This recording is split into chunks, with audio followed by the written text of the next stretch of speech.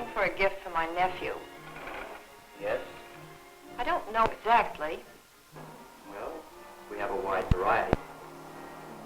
Some kind of jewelry, I guess. Perhaps some nice accessory. You can't go wrong with that. What's this made of? That's gold fill, I think. Yeah, that's right, gold fill. But what's that, actually? I mean, it is gold, isn't it? Oh, yes. That is, it's a sort of coating of gold on something else. Well, why is this one $10 and this other only $5? They both look pretty much alike to me. Well, as I just explained, one of them has the gold content. And I don't think it's so expensive, really. A good-looking set like this is worth the price any day. Just look around sometime and see what the men are wearing. Perhaps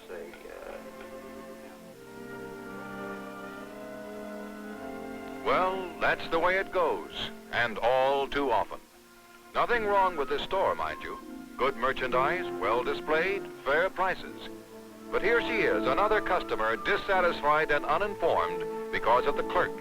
And a sale in the great middle-priced bracket of merchandise has been lost unnecessarily.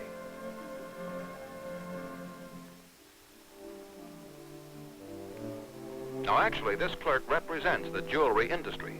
He not only should have known how to sell his product, but he should have known what gold-filled is, really known. It's a shame, of course, because there needn't be this lack of knowledge about gold-filled products, resulting in this poor sales technique, in this customer deciding to go elsewhere. There are no mysteries about gold-filled, and maybe someday this clerk will realize it, or he won't be a clerk much longer. Just a moment, Mrs. Johnson. You were asking the clerk some questions a moment ago, but I doubt if you were quite satisfied with his answers. Well, maybe I can tell you what you want to know. Sit down, Mrs. Johnson. That's it, right there. Perhaps you haven't time to hear everything about gold, but it's a metal with such a fascinating history and story, perhaps I can give you at least some of the high spots. No other metal has the universal appeal of gold. Throughout civilization, it's been the metal valued above all others, ever since the secret of beauty was first pried from this yellow-specked rock. The early Egyptians treasured it for its unique qualities of malleability and durability. This headdress was worn by a wife of King Thutmose III.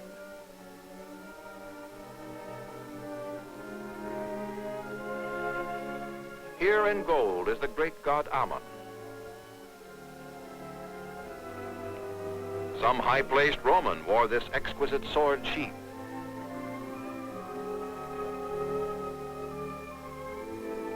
From the Near East of 3,000 years ago came this ceremonial drinking vessel.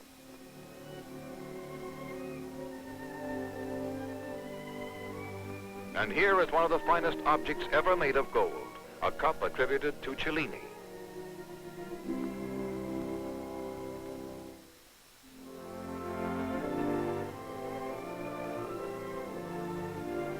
These Renaissance snuff boxes, exquisitely conceived. These 16th century watch cases, both testimonials to pride in gold. Gold.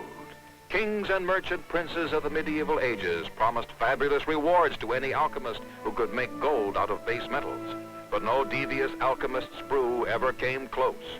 Gold motivated much of the forces which made history. Spanish conquistadores laid claim to new lands in a new world so their sovereigns could gain great riches. The proud Aztecs disappeared as a civilization before the conqueror's quest. And every galleon that returned to the old world was well laden with gold. Perhaps more than anything else, the dramatic discovery of gold in California speeded up the westward expansion of America.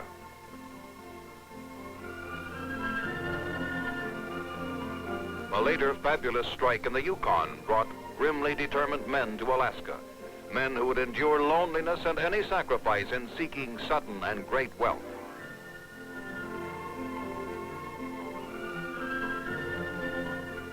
The plodding prospector and his burro became a dramatic symbol of the hopeful quest.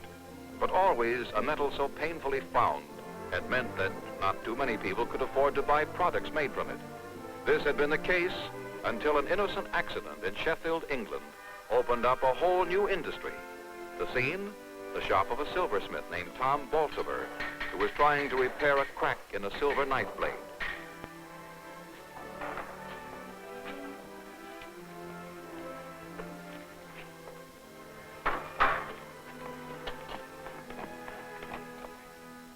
Not tight enough? Perhaps if you wedge something in next to it. Yes. Yes, a coin, perhaps.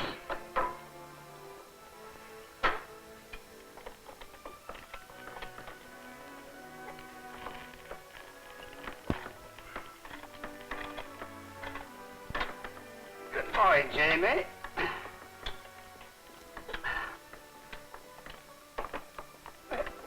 A proper trick, indeed.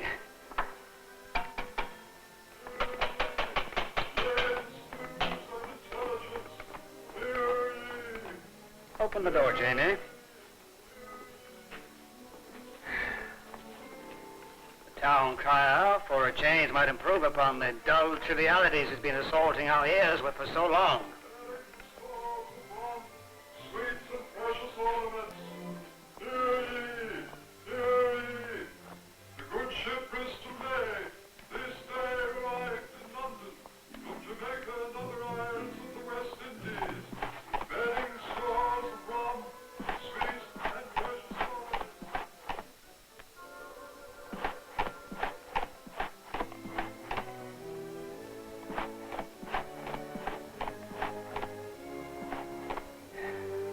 The news is hardly worth the attention I gave it. Look, Jamie, in my carelessness I applied the heat too long. The blade is fixed to the coin. Tom Bolsover, you dolt! 25 years of silversmith and now this to a blade of a good customer. Sir Oliver will understand. There's no kind of man in all of Sheffield. For which we can thank our stars. Odd.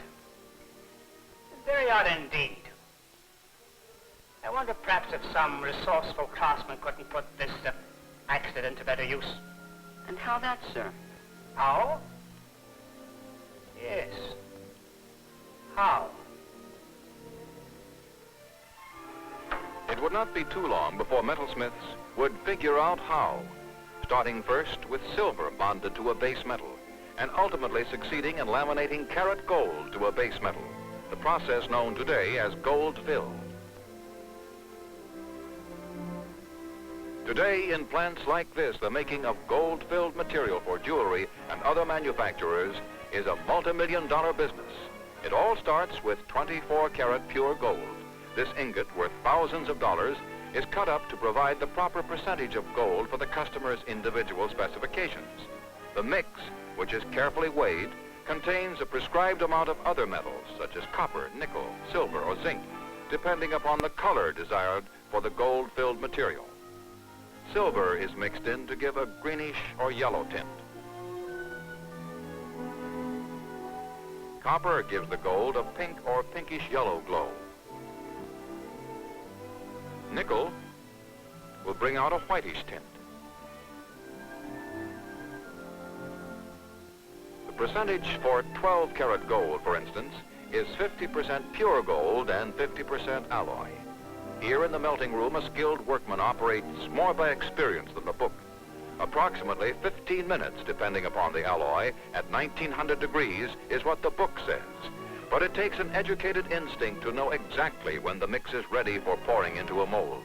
If it heats too much, the carat gold will blister when it sets. Not enough heat will cause it to segregate.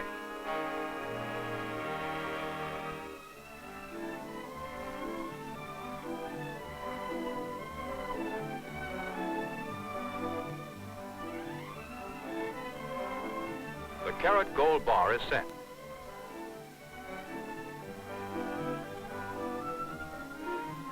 The bar next is fed through a rolling mill, which reduces it about 10% on each roll, gradually bringing it down to desired length and thickness for its primary stage. Meanwhile, similar bars are sent through an annealing process to soften the metal for additional rolling. Otherwise, the metal would become brittle. The alternating of rolling and annealing continues until the bar reaches proper thinness.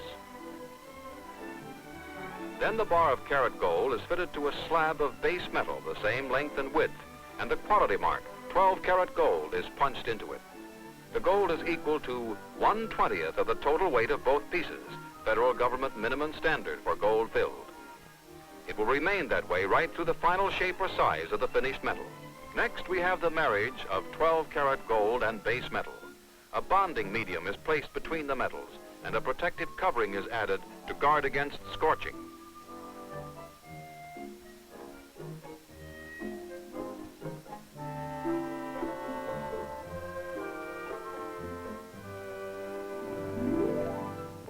Somewhat like a metal sandwich, it goes into the bonding furnace, where under tons of pressure and intense heat, the gold becomes permanently bonded to the foundation metal.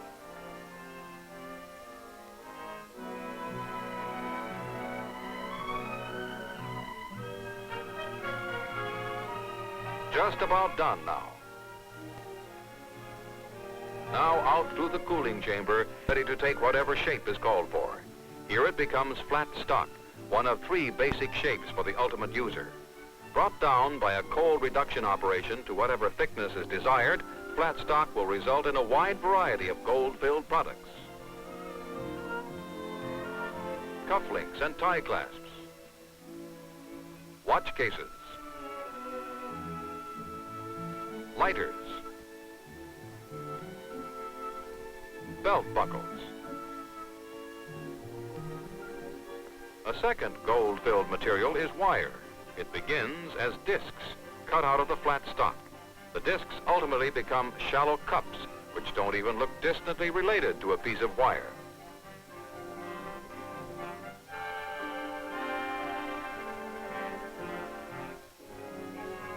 But after several stages of shaping, the tubes will be ready for conversion to slender and even gossamer-like strands. Since this is to be solid wire, the Carat gold stock is slipped over a core of base metal to which it will be united by the intense heat of the bonding furnace.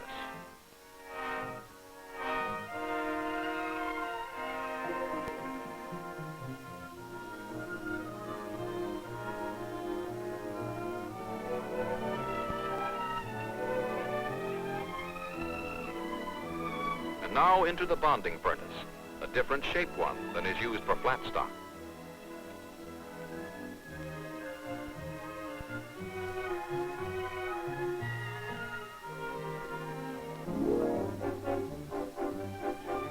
The solid cylinder next goes through a series of reducing operations until it eventually emerges a wire encircled by a continuous layer of Carat gold. Yet, even though a single cylinder can be drawn into hundreds and even thousands of feet, it will always retain the original proportion of Carat gold to base metal.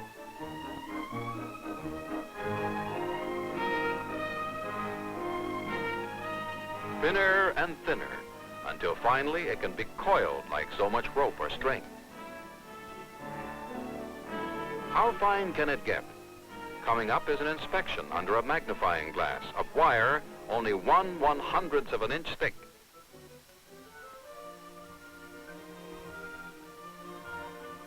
From fine wire like this can come such things as filigree watch attachments, exquisite women's jewelry. These are earrings. Here, a lovely necklace.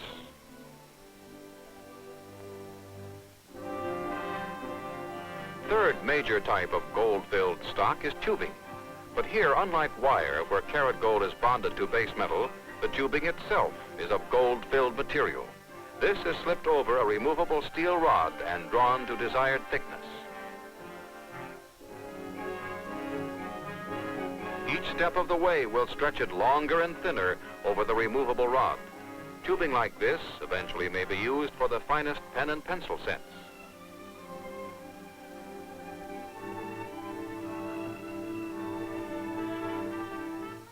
Now, even though a combination of fine gold and alloy has come a long way from the gold room, the end products fashioned from it must still reflect a high degree of skill and imagination.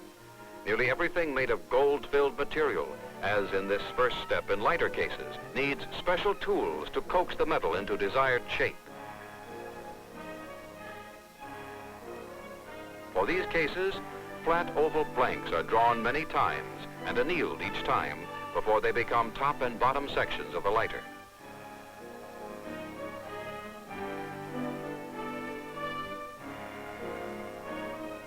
Here are the various stages. The result, a fine gold-filled lighter.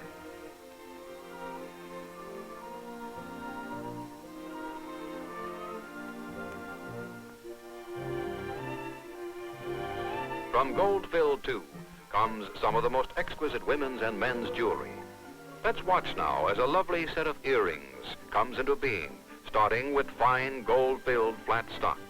The material is punched and pierced into the basic shape.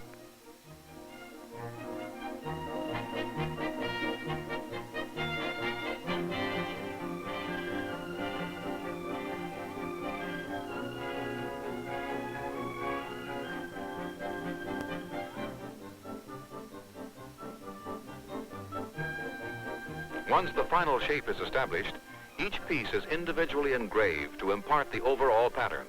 In this case, a sunburst design is delicately scored into the metal with carefully timed strokes.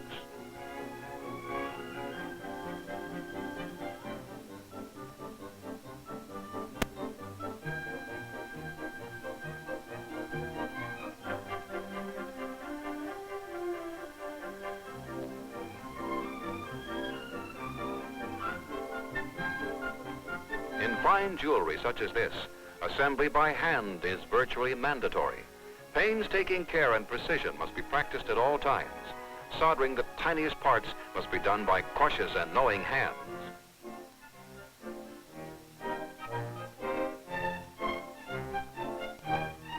When the piece is completed, a rouged buffing wheel provides a fine high luster, the hallmark of all gold-filled finished products. Incidentally, gold-filled has an extremely high degree of resistance to tarnish and wear.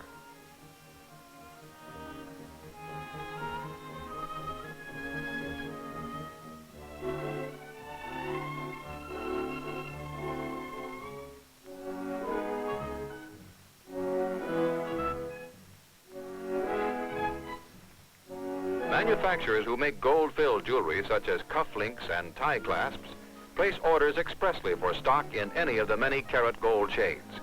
The processing of the basic material, therefore, means a tailor-made operation, and only the most highly skilled manufacturers are in this business. With such built-in quality control, it is small wonder that the end product manufacturer comes up with such rich variety and classic beauty.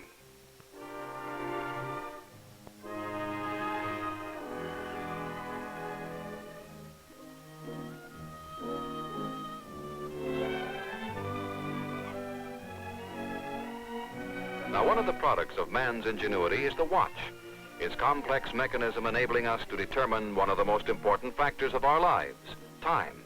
Important to the watch is the casing for the mechanism, not only for fashion, but protection.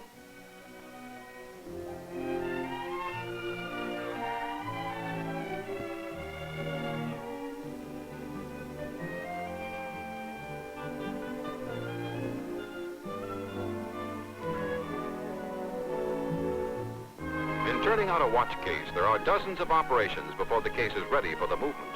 The precise engineering of watch cases requires tools which are machined to extremely close tolerances, so the delicate mechanism within the case is protected against shock, moisture, and dust.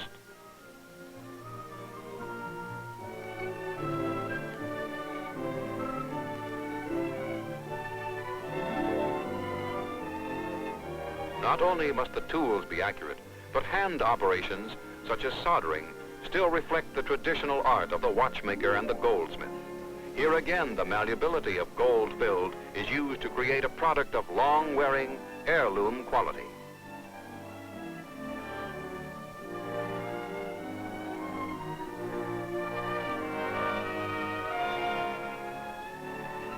A bath in a strong dissolving solution dramatically demonstrates the thickness of the actual carat gold surface of this gold-filled watch case. Dropped into the acid, the base metal to which the gold is bonded will completely dissolve. What is left is the Carat gold layer, which is the protective wearing surface of the case.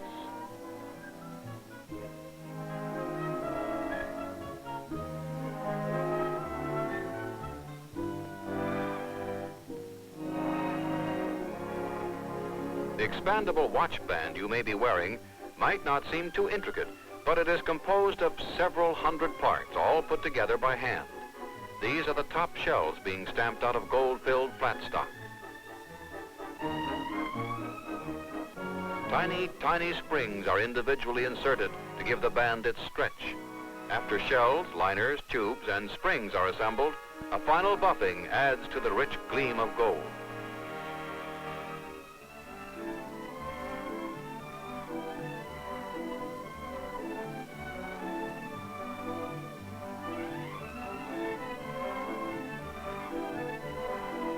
A band for every taste, style as well as serviceability. A watch band for every type watch. Another large user of gold-filled material is the optical industry, where styling with gold-filled lends an exciting fashion note. Wire is the basic stock. Here it is being flattened for the temple pieces.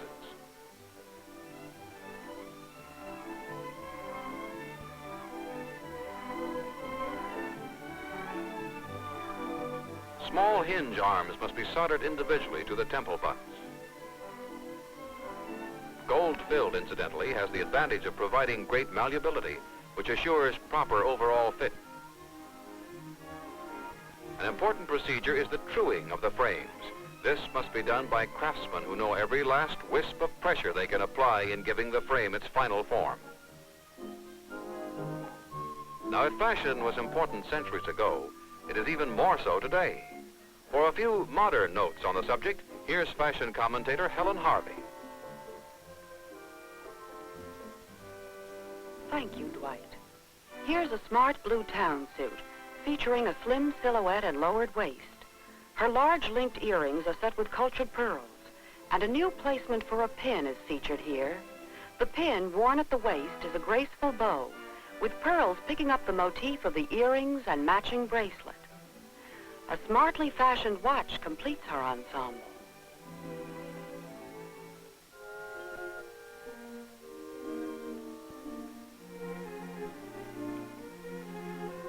This beige Spectator sport sheath is slim and simple, a perfect accessory dress. Her earrings, tone on tone. Brown scarab with gold-filled crescent. Again, the dramatic pin placement. Gold-filled on a chartreuse scarf caught at the hip. Two gold-filled bangle bracelets offer a contrast to an oversized linked scarab.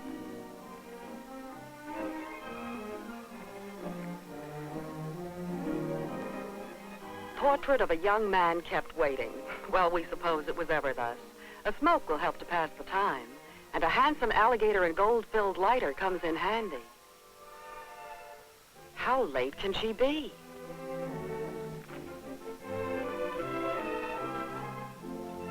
But all is forgiven at first sight when she's wearing a charming transition cotton suit, especially with something new added as a conversation piece.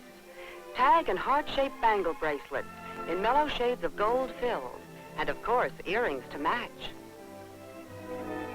Dinner, but naturally. A pastel satin cocktail dress rates gold-filled and rhinestone earrings, and a graceful moonstone necklace. Everything adds up to the delicate look for blondes. Bracelets, 2, gold-filled and cultured pearls.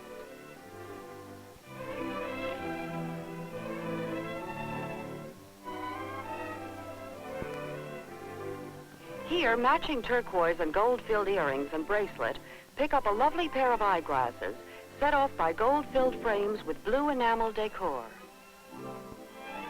A brown cocktail dress with a slash of black draws upon the same basic color for jewelry. Necklace and earrings of amber and topaz-colored stones set in pink-shaded gold-filled. And for a really new note, a lantern pin dramatically highlighting her black glove. The same shades of gold-filled for a pair of elegant link bracelets.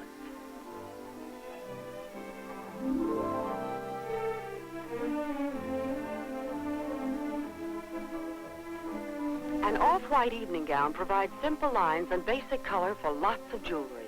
An oriental influence in her pyramid-shaped earrings, and an opulent display of 4 bracelets, and all, of course, gold-filled. Thank you, Miss Harvey. Lovely things fashioned from gold-filled are available wherever fine jewelry is sold. And speaking of a good store and a good clerk, well, just listen.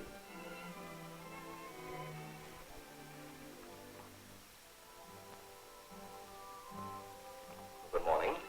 May I show you some jewelry? Yes, please. I need a birthday gift. Something that a young man would like. Not too expensive, though, in the medium price range. That shouldn't be difficult. Something gold-filled will do nicely. It'll give you quality as well as serviceability. May I ask, is he the type that likes high styling or a novelty number, or do his tastes run toward the traditional, the conventional? Oh, well, I would say that he likes practical things, but he's style conscious, too, so... Good. Now, here's a beautiful matching set of cufflinks and tie bar. It's one of the season's newest items. It's really the nicest design I've seen. It's smart without being flippant or fancy. You said something about this being gold-filled. Just what is gold-filled? I really don't think I know. I've heard about it, of course, but... It's a good question. I must confess I didn't know the answer myself until I came here 2 years ago. When you buy something made of gold-filled, you're getting real quality. It's a process by which a minimum of 10-karat gold is permanently bonded to a foundation metal. Now, it's not just coated with gold, mind you. It's an actual layer of karat gold covering a base metal. Will this layer of gold ever separate from the foundation metal? Never. It's fused together forever under great heat and pressure. By law, at least 1/20th of the total weight of every piece of gold-filled merchandise must be karat gold. But because only the parts you see and wear are karat gold, it's possible to offer fine jewelry in a medium price range with all the advantages of solid gold. It's durable, tarnish resistant, and extremely decorative. I can tell the frames of your glasses are gold-filled, and I'm sure you've been pleased with their beauty and wearing quality. Anything gold-filled you buy for anybody else will give you that same satisfaction. And every piece of gold-filled merchandise is stamped with a quality mark for your protection. That's a federal law. Now, we have a wide range for your selection in case you want some more ideas. Cigarette lighter, perhaps, or pen and pencil set. The cufflinks are bound to please him, though. Shall I write it up? Yes. Yes, I think I'll take them. I'd take another look at that brooch if I were you. You might want to give yourself a treat. It's a very versatile piece, and it's not at all expensive. Just look at that workmanship. The entire thing is assembled by hand. Well, Mrs. Johnson, that's the story of gold and the development of gold-filled. I hope I haven't taken too much of your time, but maybe I've answered some of your questions and put aside some of your doubts. Why, yes. Yes, you have. Thank you very much. Too bad we can't whisk you over to that fine young clerk we just left. I bet he'd show you something nice. Matter of fact, maybe we can. Good morning. May I show you some gold-filled jewelry? Why, yes. Yes, you may. This, then, is the stamp of quality. You can put your faith and confidence in gold-filled.